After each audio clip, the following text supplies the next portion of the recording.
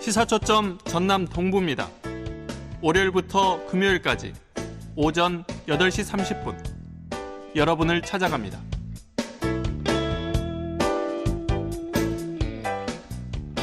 매달 마지막 주 금요일 이 시간에는 화제가 되고 있는 책과 작가를 만나봅니다. 이번 주에는 지난해 김승옥 문학상을 받은 윤성희 작가를 전화로 연결해 말씀 나눠봅니다.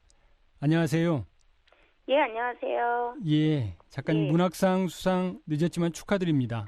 예, 고맙습니다. 예, 이번에 이제 127편의 작품 중에서 대상을 받으셨는데 좀 남다른 의미가 있을 것 같은데요. 제가 습작 때도 김승옥 선생님 소설을 많이 읽었고요. 예. 그래서 김승옥 선생님 소설 이름으로 된 상을 받은 것도 좀 남다르기도 하고요. 그다음에 이 상이 등단 10년 이상을 대상으로 한 상인데, 등단 10년 된 발표된 작품 중에 이름을 지우고 심사를 했다 하더라고요. 그런 방식으로 한 심사에서 또 상을 받게 된 것도 좀 남다르게 생각됩니다. 이 김승옥 선생님에 대한 얘기는 잠시 후에 또 나눠보도록 하고요. 우선 작가님 작품 이야기부터 해보겠습니다. 이번 수상작이 어느 밤이란 제목의 작품인데요. 간단하게 좀 내용을 좀 소개를 좀 해주시죠. 아주 간단하게 말하면 그냥 킥보드를 타는 어떤 할머니가 넘어지면서 움직이지 못하게 되면서 이제 자신의 여지까지 지나온 인생을 회상하는 그런 내용입니다. 이제 저도 이제 소설을 좀 읽으면서 첫 대목이 일주일 전 나는 아파트 놀이터에서 킥보드를 훔쳤다 이렇게 짧고 강력한 문구로 시작하던데요. 이 보통 누구나 한 번쯤은 상상을 했음직한 그렇지만 이게 실행에는 옮기지 못한 그런 일인데요. 제가 수상 작품집 작가의 노트에도 쓴 말인데요. 어느 날 새벽에 아파트 단지를 걷다가 진짜 분홍색 킥보드가 약간 이렇게 놓여 있는 걸 보았어요. 어떤 아이가 놀다가 그냥 두고 간 거겠죠. 근데 그걸 보니까 그냥 약간 이거 훔치고 싶은데 이런 생각이 잠깐 들었거든요. 물론 훔치지는 않았지만 집에 돌아와서 그거를 훔쳐서 몰래 타면 어떨까 이런 상상을 하다 보니까 좀 재밌을 것 같더라고요. 그래서 소설을 쓰게 되었습니다. 근데 이제 주인공이 할머니이신데 이 나이 드신 할머니가 이렇게 킥보드를 훔쳐 타는 이 설정을 하게 된 특별한 이유가 좀 있을까요?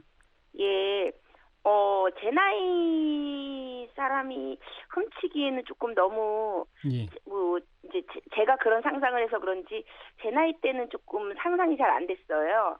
그리고 그 킥보드를 많이 타는 그런 어린아이로 설정을 해보자니 그건 진짜 무슨 킥보드가 너무 부러워서 훔치는 것 같기도 하고 그래서 그냥 무엇인가 한 번도 킥보드를 타보지 못하고 이제는 너무 빨리 걸을 수도 없고 막 관절도 아프고 이런 할머니가 훔치면 이건 좀 도둑이 아니라 다른 의미가 있지 않을까 이런 생각이 들어서 주인공을 할머니로 설정하게 되었습니다. 거기에 이제 거북이 스티커가 붙어 있는 거죠? 근데 이제 소설을 읽다 보면은 할머니가 킥보드를 생각보다 굉장히 잘 타시던데. 소설이잖아요. 그래서 제가 사실은 맨 처음 문장이 나는 놀이터에서 킥보드를 훔쳤다 그냥 이렇게 써였는데 넘어지려니까 너무 좀 바로 넘어지기가 그런 것 같아서 일주일 타는 시간을 두었습니다. 그러셨군요. 근데 이제 방금 시간 말씀을 좀 하셨는데 소설에 보면은 이제 할머니가 킥보드를 타다 넘어지고 이제 그 과거 회상 할머니의 인생이 쭉 펼쳐지는데 이 구조를 보면은 이 흘러가는 시간이 조금 뭐라고 해야 될까요? 지금 넘어져 있는 상황도 나오고 그렇지 않은 상황도 나오고 조금 막 뒤섞여 있던데. 현재 시간은 그래 복잡한 시간은 아닌 소설이고요. 왜냐하면 킥보드를 훔치고 넘어지고 움직이지 못한 상태에서 누군가를 만나서 구조를 당하고 이런 구조이긴 한데요. 넘어져서 움직이지 못하는 어떤 설정이 소설에서 되게 많다 보니까 그러니까 제 소설 안에서 예. 움직이지 못하는 장면이 너무 길게 진행되다 보니까 좀 과거의 회상이 불쑥불쑥 들어갈 수밖에 없는 구조더라고요. 예. 예, 주인공이 움직이지 못하니까 당연히. 그래서 그 과거의 회상이라는 건 저는 좀 시간의 흐름과는 좀 무관하니까 그냥 아무 때나 불쑥불쑥 들어오고 예. 좀 그렇잖아요. 그러니까 이런 것이 우리 현실에서도 막 아무 때나 과거라는 게 침범했다가 빠져나가니까 예. 좀 그런 구조로 소설을 쓰게 되었습니다. 시간이라는 게 과거에서 현재 미래로 이렇게 일직선으로만 흐르지는 않으니까요. 예. 네, 그렇군요. 이제 특히 또 마지막 대목이 좀 인상적인데 청년과 할머니가 마음을 주고받는 이 부분이 좀 나오는데 그 대목을 읽으면서 요즘 그 청년 문제를 좀 많이 떠올렸는데요. 뭐 저는 쓸 때 뭐 그렇게까지 생각은 사실 하지는 않았고요. 예. 그냥 할머니가 구조될 때 마지막 장면에 낯선 누군가와 대화를 좀 하게 해주고 싶다라는 생각을 했어요. 예. 좀 저는 다른 소설에서도 주인공이 대체로 어떤 뭐 고통이나 어떤 어려움에 처하게 되잖아요. 그럴 때 자신의 이야기를 하는 것이 앞부분에 나온다면 뒷부분에는 누군가의 이야기를 듣게 되는 장면을 꼭 넣어주는 좀 그런 경향이 있거든요. 그래서 누군가 와서 어떤 청년이 구조만 해주는 게 아니라 자신의 이야기를 넘어져 있는 할머니에게 했으면 좋겠다 하다 보니까 약간 어떤 조금 현실의 어려움을 겪는 청년이 등장하게 되었습니다. 근데 이제 그 대목을 읽으면서 좀 마음이 좀 찡했습니다. 요즘 젊은 세대들의 고민이 고스란히 좀 녹아 있는 것 같고 그래서. 고맙습니다. 아니 특히 동생이 학교 등교하고 나면은 그 뭡니까 저기 독서실에서 밤새 있다가 와가지고 그 잠자리에서 잠을 자는 모습을 보면서 좀 마음이 좀 아프기도 하고 그랬는데 저는 이제 그 대목을 그 다른 한편으로는 이제 세대 간의 연대, 할머니와 청년 그리고 이제 세대 간의 공감 필요성 이런 부분을 얼음땡이라는 아이들의 놀이를 도입해서 조금 유쾌하게 풀어냈다 이런 생각을 좀 했습니다. 약간 맞는데요. 그러니까 좀 저는 소설에서 그런 부분이 좀 너무 뭐 동화 같다고 느껴질 수는 있겠지만 소설에서는 이렇게 좀 세대와 아니면은 뭐 서로 이렇게 뭔가 뭐 환경이 다른 사람들이 금방 서로의 마음을 터놓고 조금 서로의 금방 위로받고 하는 장면 같은 것들을 좀 넣어주는 걸 되게 좋아하고 그런 이야기를 읽는 걸 좀 좋아해요. 그런 것이 조금 할머니와 그 청년이 새벽에 잠깐 119를 기다리는 사이에 좀 있었으면 어떨까 라는 생각을 하였고요.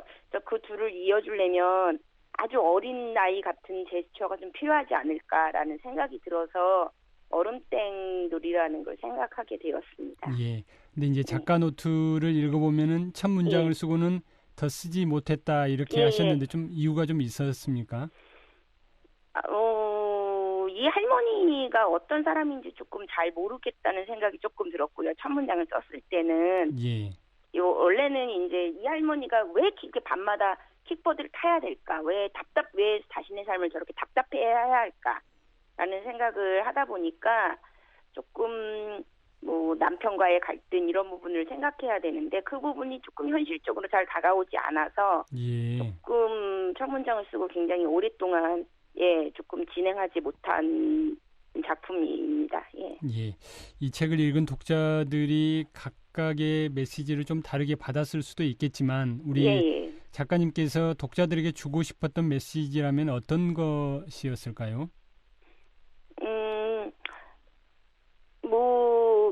아까 얼음땡이 제가 이 소설에서 제일 하고 싶은 이야기인데요. 잠깐 인생에서 얼음이 되었을 시기가 있을 때 가만히 있어도 괜찮지 않나 뭐 이런 잠깐은 뭐 이런 부분들 그래서 뭐 그런 것들을 또 얘기하고 싶었고요. 누구한테나 인생을 살다 보면은 좀 잘 안 풀리는 시기도 있기 마련이니까요. 그럴 때 좀 괜찮다고 스스로에게 말하는 것 그런 예. 것이 저한테는 조금 그 소설에서는 얼음이라는 생각을 조금 했습니다. 예, 이 김승옥 문학상 심사위원회에서는 작가님의 이 작품을 두고 단정하고 아름다운 상형 문자다 이렇게 비유를 좀 했는데요.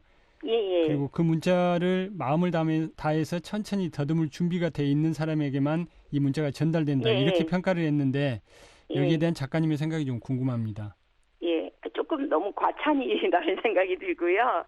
예, 다만 저는 단편 소설은 좀 문장의 미학이 중요하지 않을까라는 생각을 많이 하기는 해요. 예. 그다음에 서술, 특히 서술이라는 게 그냥 쓰는 것이 아니라 어떻게 하면 소설 한 문장 안에 시간과 삶을 넣을 수 있는가 이런 생각을 조금 하기 때문에 아주 과찬이지만 좀 좋은 평이라 고맙기도 하고 그랬습니다.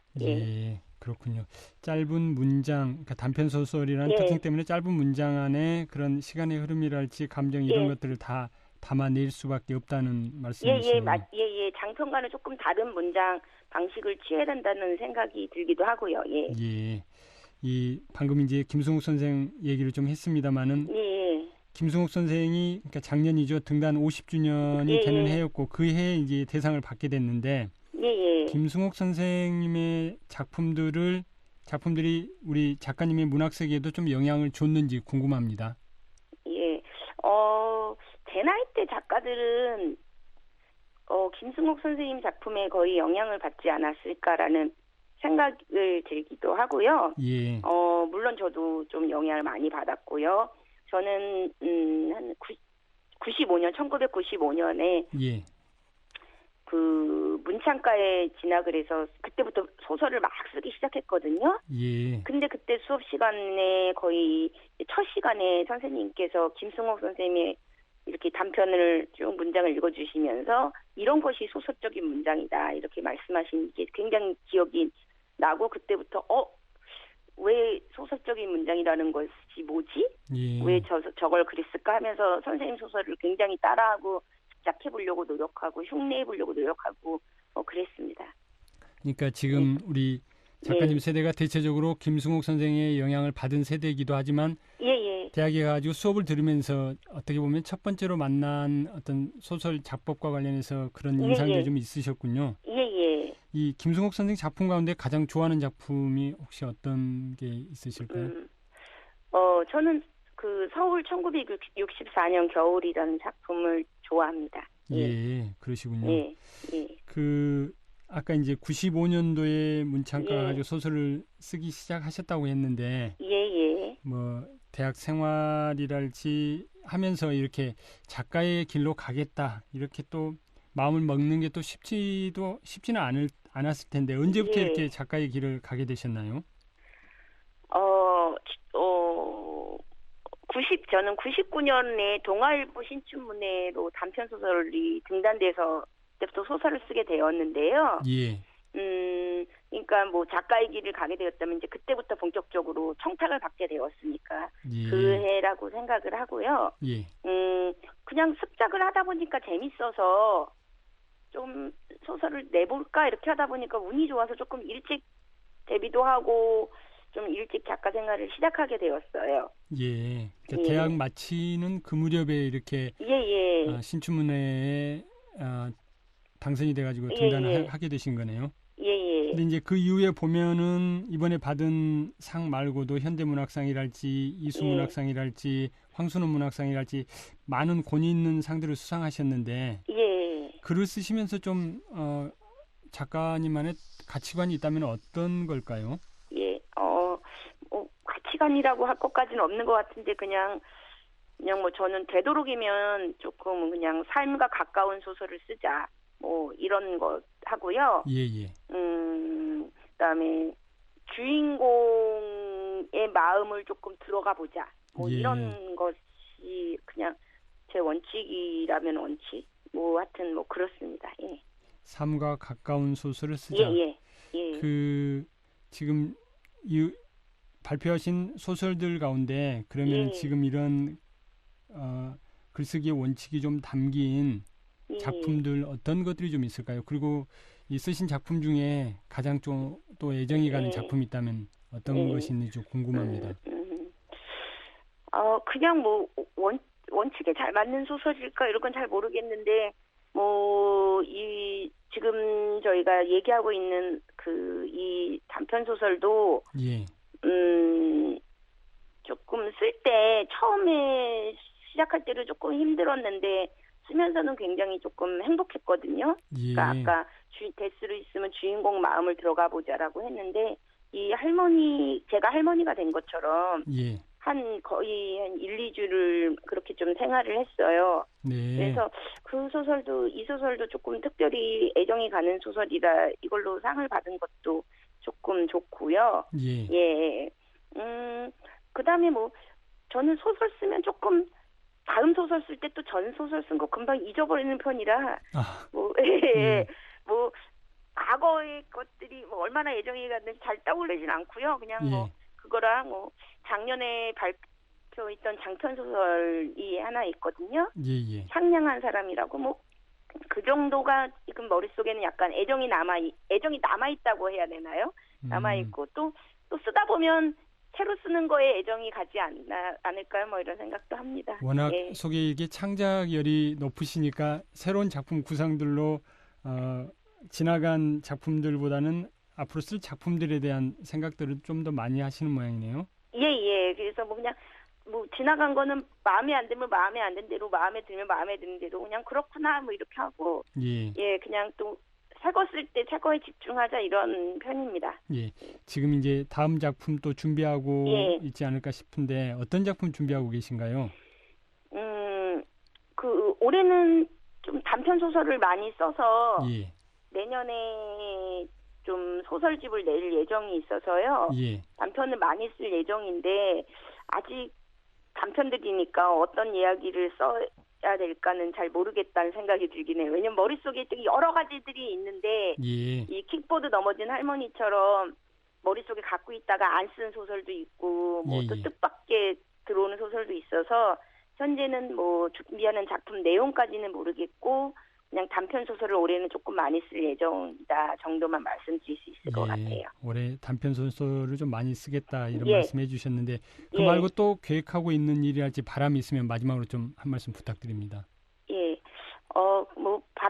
바람은 늘 데뷔하고 제가 20년이 됐는데요. 늘 해마다 똑같은 바람이에요. 그냥 올해도 청탁받은 원고들 펑크 내지 말고 마감 잘하자 이런 겁니다.